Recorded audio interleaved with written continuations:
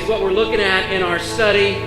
And it just so happens that on a Sunday like this is probably the easiest of the two visions. This pair right here in chapter 5, they're very simple, they're very short. There may be some elements that are a little bit confusing, but you probably could read this. If you've been in church for even a little amount of time, you would understand some basics about what it's saying. Maybe not specifics, but some basics. Both of these are about purity. So let me read the first vision there in chapter 5, verse 1 through 4. Only 4 verses long. Again I lifted my eyes, and I saw, behold, a flying scroll. And he said to me, "What do you see?" I answered, "I see a flying scroll. Its length is 20 cubits. Its width is 10 cubits. Then he said to me, "This is the curse that goes out over the face of the whole land. For everyone who steals shall be cleaned out according to what is on one side, and everyone who swears falsely shall be cleaned out according to what is on the other side. I will send it out, declares the Lord of hosts. And it shall enter the house of the thief and the house of him who swears falsely by my name, and it shall remain in his house and consume it, both timber and stones." Well, let's walk through this vision for a few moments. Again, you probably already pick up on the fact that though most of these visions have been encouraging visions, they've been sort of you could call them pep rally visions and getting people excited about what God is going to do, and he's going to judge our enemies, and he's going to set up Jerusalem, and he's going to build this kingdom and draw the nations in, and all these great things. And suddenly we have this vision. Well, it's a little bit of a sermon here. He's preaching at it. There seems to be still some sin issues in the people of Israel. I say that on that first point, though the visions thus far have been mostly encouraging. They're a demonstration of divine grace. This vision, and the next, here in chapter 5, is to remind the people to pursue covenant purity, lest they, like their parents, be judged. This is a vision of a giant scroll. This scroll would have been made from skins, usually animal skins. They would write on those. They would also write on papyrus. Has anybody ever been to like an Egyptian museum? Anybody seen a mummy? You go there. Sometimes they have an example of a papyrus plant, because this would have been the earliest form of paper. After etching things in rock and burning them or writing them with ink on skins, the easy sort of mass way of making paper would be with papyrus, the papyrus plant.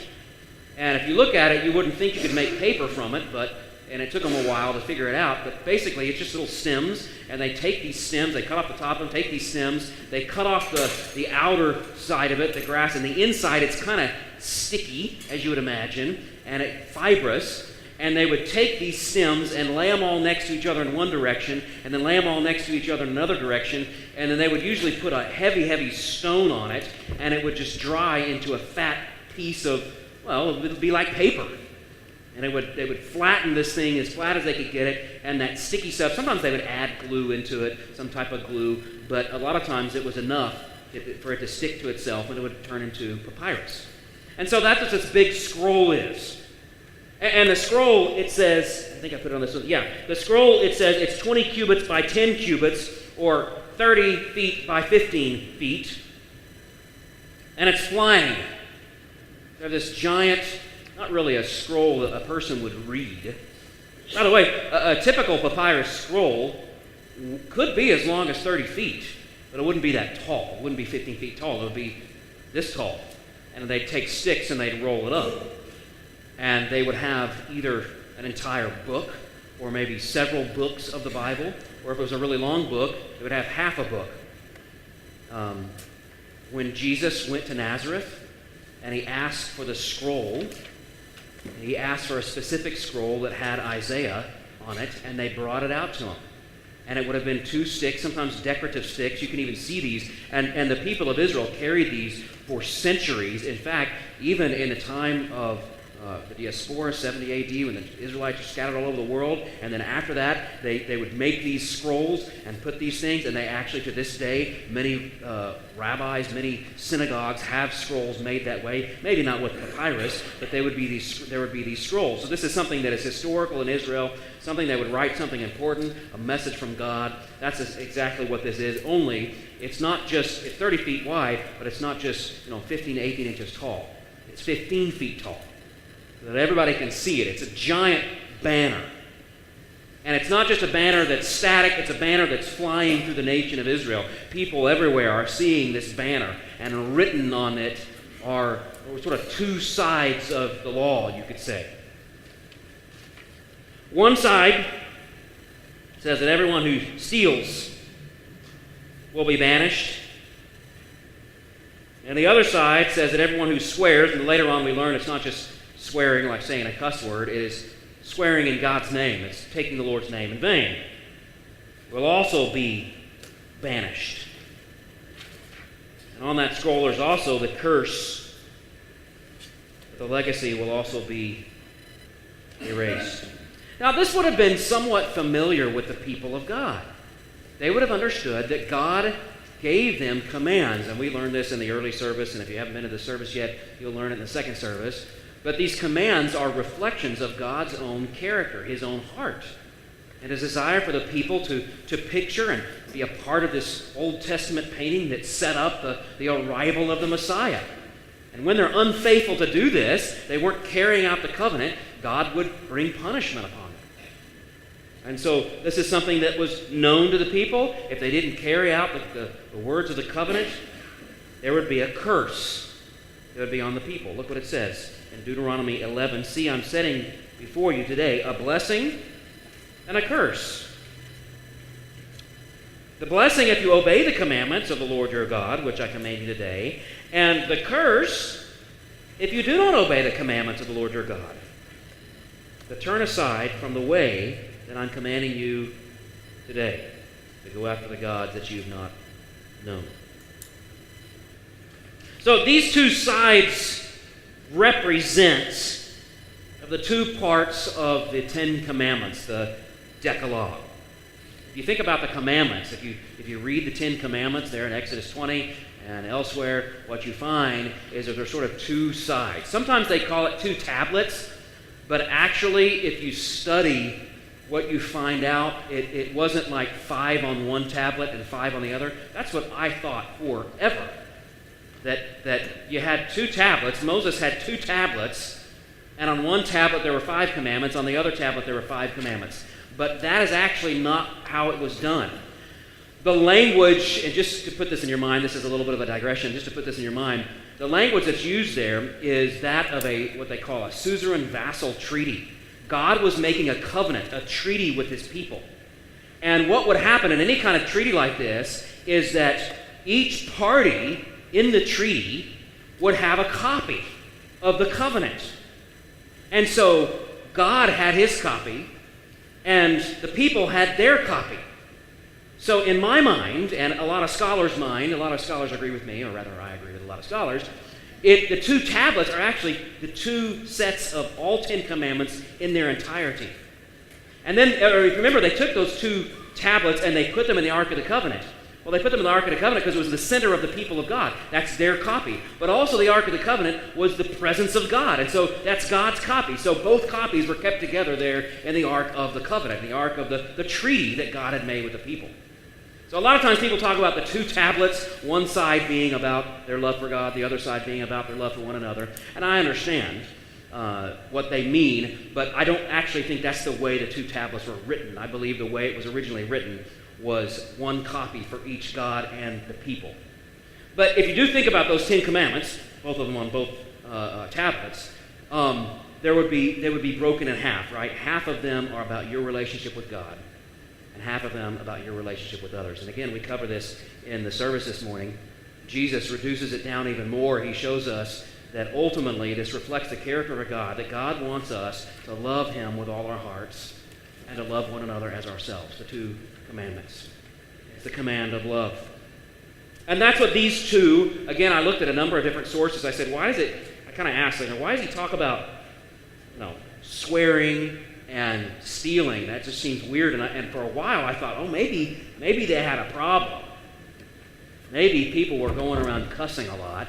Or maybe people were, sneaking in at night and stealing things from their friends.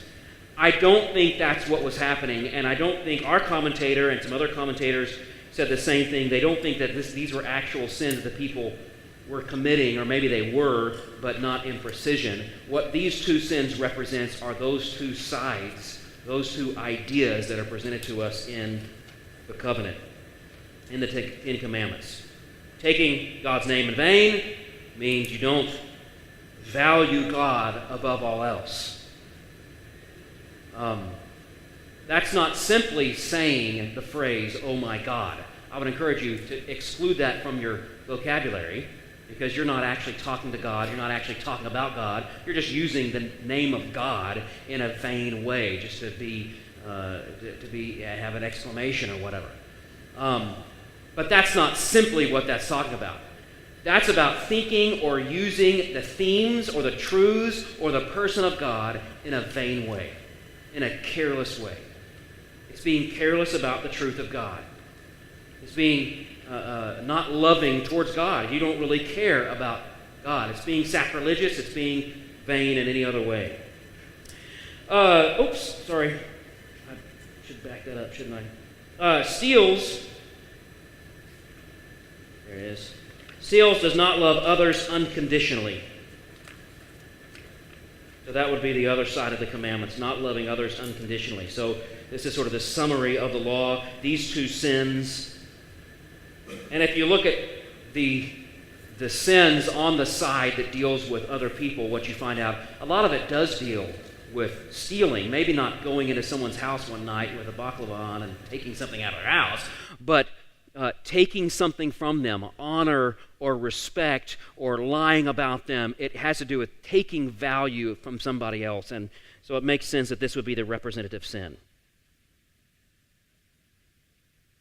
The story of the people of Israel is that God had saved them by grace, and now they need to represent Him faithfully. And if they weren't, they would face the same curses that their parents did. Their parents, because they were careless about their worship of God, by worshiping false gods, they're careless about their worship, they're careless about their respect and love of one another. I was reading all throughout, really from the point of Moses, all throughout the Old Testament, there was a very tempting god in that area by the name of Molech. Have you ever heard of this god? Anybody know what they did for Molech? Kill their babies. This is the killing of babies is not new to our generation. This is something that they've been doing for centuries. They take the most helpless people. And these babies, of course, they didn't have the means for abortion, but as soon as the baby was born, they would go offer this baby to Molech. They would burn the baby in a fire. In fact, they had a place they would take a lot of refuse, and they'd burn bodies and burn other things, and they would take their babies down to an altar down there and burn the baby down there. And early on, I was reading this week in my daily Bible reading in Leviticus, and he's warning them about killing their babies. Now, this is sinning against others. This is murder. You shall not kill. God had saved them. God wanted them to represent them faithfully. You remember, they were to be holy to the Lord. They were to be seen as holy to God. And if they didn't fulfill this, God would bring to them banishment, just like their parents had faced. By the way, the Israelites, though for a while they were faithful to God, though for a while they maintained some level of purity in the time of Zechariah, and later on repenting a little bit in the time of Malachi, maybe here or there, eventually they continued to reject God until the point where they rejected God Himself in man. They rejected Jesus Christ, and God banished them. Right? They disappeared. They were exiled in 70 A.D. Titus came in and destroyed the people of Israel in Jerusalem, destroyed the temple, and the people scattered. And not until 1948 did they return back and begin to dwell in their land again. So that's the first vision. Second vision is the vision of a woman in a basket. That's a vision of purity. That's a vision of faithfulness. This as well, this vision I find to be quite creepy. Here's Zechariah sort of minding his own business, watching this vision unfold, and just seems like pretty mundane, and they open this basket, and there's this creepy woman inside of it. Inside this basket. I don't know, it just kind of gives me the creeps. It's something from a horror movie, right? It opens up this thing, and there's this creepy-looking woman in there. Well, let's read the vision. Then the angel who talked with me came forward and said to me, "Lift your eyes and see that this is going out." And I said, "What is it?" He said, "This is a basket that is going out. This is their iniquity in all the land." And behold, the leaden cover was lifted, and there was a woman sitting in the basket. The ESV has an exclamation point, I think appropriately so right there. And he said, "This is wickedness." And he thrust her back into the basket and thrust down the leaden weight on its opening. And I lifted my eyes, and I saw, and behold, two women coming forward. The wind was in their wings. They had wings like wings of a stork, and they lifted up the basket between earth and heaven. Then I said to the angel who talked with me, "Where are they taking the basket?" And he said to me, "To the land of Shinar, to build a house for it. And when it's prepared, they will set the basket down there on its base." So what's going on in this vision? Here's some ancient German depiction of the woman in the basket. It's not quite what I had in mind. What I think of is, you guys ever see the animated Christmas Carol with Jim Carrey? And there's that little wicked kid or woman or whatever. That's what I think of, this little emaciated, horrifying looking, almost not a human, but a human wickedness. And there's this basket with a lead top. And it's heavy for a reason, because this wickedness, this woman is trying to get out, and the angel pulls back, and he looks down, and he sees this little wicked character in this basket. The use of the word basket, ephah, likely, we're not for sure on this. This is a little bit of a guess. It likely indicates wickedness in terms of their business dealings with others and gifts to God in the temple. If you just do some reading around what you find in that era, this was a big temptation, and we studied this, and especially in Haggai, but you read it about in Ezra and Nehemiah. The people are very focused on survival, and that focus of survival and making money spreads into a sinful desire for money and personal gain. I actually read that in that era, people oftentimes would have with them two different baskets, two different ephahs. And on the outside, they looked like they were exactly the same size. You would look at it, it would look exactly the same. But they would pad the inside of one of them, and the other one they would hollow out and make the edges really thin. So that when they were buying something, they would take the one that you could put more in it, and when they were selling something, they would take the one with thicker walls that looked like an ephah, but they were actually selling less than an ephah. So they would try to get more with one ephah and use the other ephah for selling less than actual ephah. Do you follow me? So based upon that story that comes from this era, based upon what we see here, based upon what we see later, a few years later when Malachi was prophesying, and these people were trying to cheat God. They were trying to shortchange God. It seems to be that this is actually a part of their worship. It's part of that first commandment.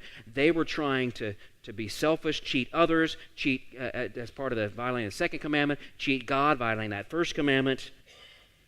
Their business dealings, gifts to God at the temple, again, violating what God had commanded.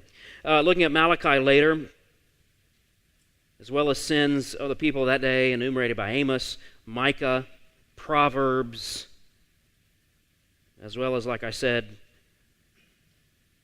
ancient practices and the 2 ephahs, it seems like these people were sinning in this way. So this represented a sin against both God and man, cheating others and shortchanging God by withholding tithes and offerings. We find that again later on in the book of Malachi. You'll learn this, how the people had found ways to obey the letter of the law, but they were cheating God. They were finding a way to by rules, by the letter, they were following the law, but they were actually cheating God. And I read this, and I personally, a little bit of conviction, right? In my own giving, in my own worship of God, not just giving of money, though it includes that for sure, but just my worship. Do I hold back? Do I withhold? Do I say I worship God? Do I do like Ananias and Sapphira? Hey, Lord, here's what we give you, and let everybody know this is what we're giving, but actually I'm holding back a little bit? That's what these people were doing.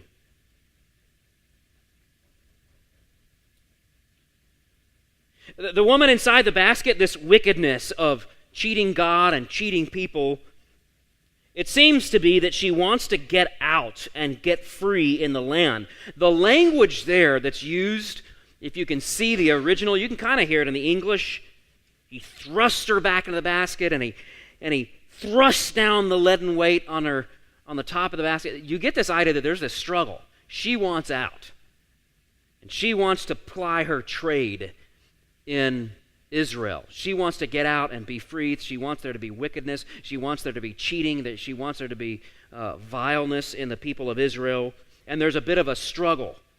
And again, you get this idea, this battle goes on, and then he takes that leaden top and smashes her down in there. Hopefully gets a few of her fingers on the edge. That's this woman. That's this battle here. This seems to be this sin seems to be so great that it takes 2 angels, both with large wings. This idea of wings like storks, the whole analogy of a stork bringing a baby, that hadn't come yet. They were using the word stork to talk about these large wings, the size of the wings. It took 2 angels with large wings to carry this heavy basket with this wicked woman, because this sin was so great and the impact of her sin of that evil was so great among the people. It was a heavy sin. And they take it away, and Zechariah says, well, where are they taking her? It says they take the basket to Shinar.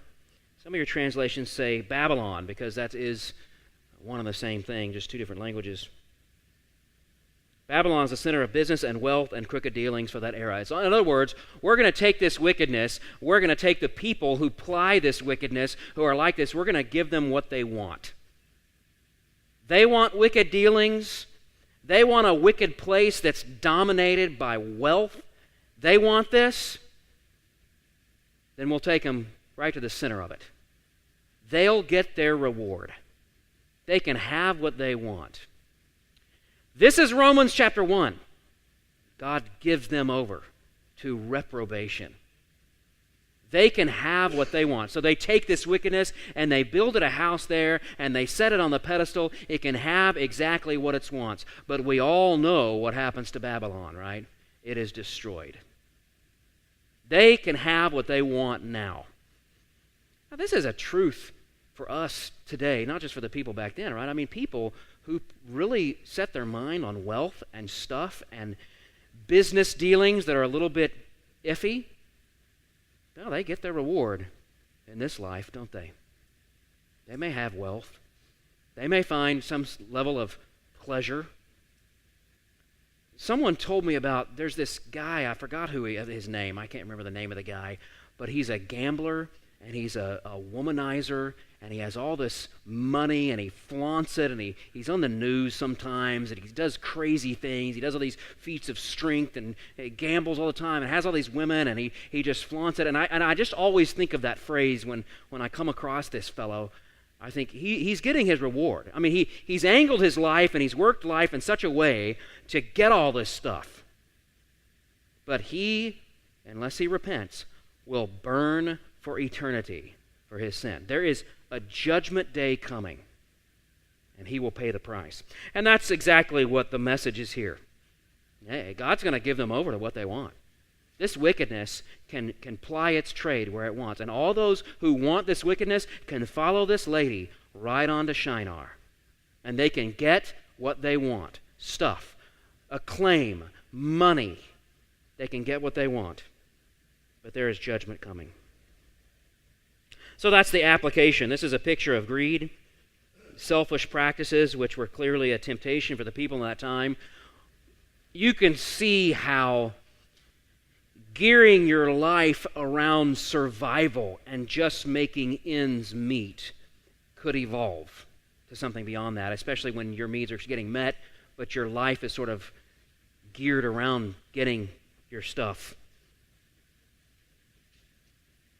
The truly greedy people want to be in a place of great trade and cheating, so the judgment would be that reprobation. God would take them there and judge them eternally with all the pagans.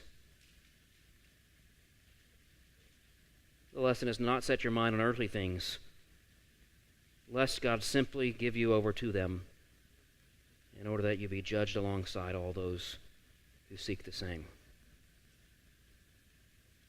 So like I said, two pretty simple lessons. We have time for questions or thoughts or comments before I read the final passage out of Matthew. Questions, criticisms, comments? All right, let's read this last. Yeah, Peter. Oh my God, yeah.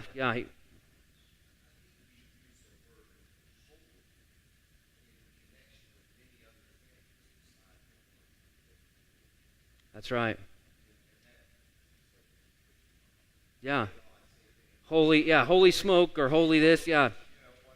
You know, if you think about it, and you got to be careful to not get so too legalistic, but if you think about it, a lot of our exclamations are just euphemisms, right? They're just euphemisms. Even oh my goodness, let's be honest, that's just a euphemism for oh my God.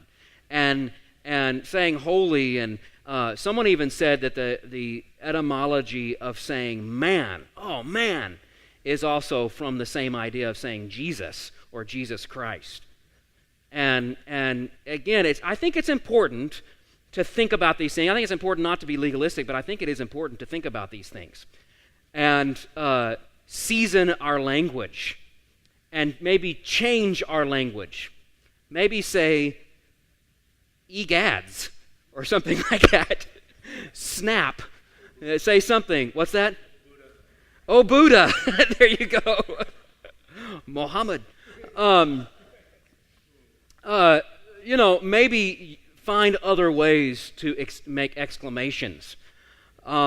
There's all kinds of euphemisms out there, and I think, again, you could tend to be legalistic, and you don't want to go around judging everybody who says "gosh" or things like that.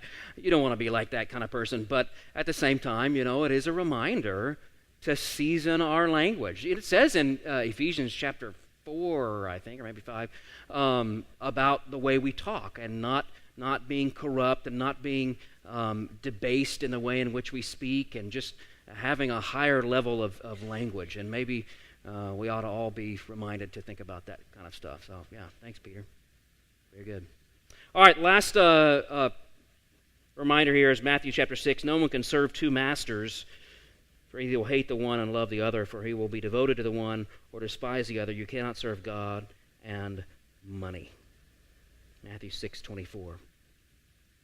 You cannot have as a life-driving principle your money, your survival, your success, and at the same time say you serve God. Right? Okay. Let's have a word of prayer, and then Jonathan, you can close us in song. Lord, we thank you for your word. Thank you for such a great reminder on a cold, wintry day to abandon these kind of sins, these sins that are representative of larger sins and really larger violation of your law and what you have commanded us and what you commanded the people of Israel back in that day. Bless us as we seek to do these things. We ask this in Jesus' name.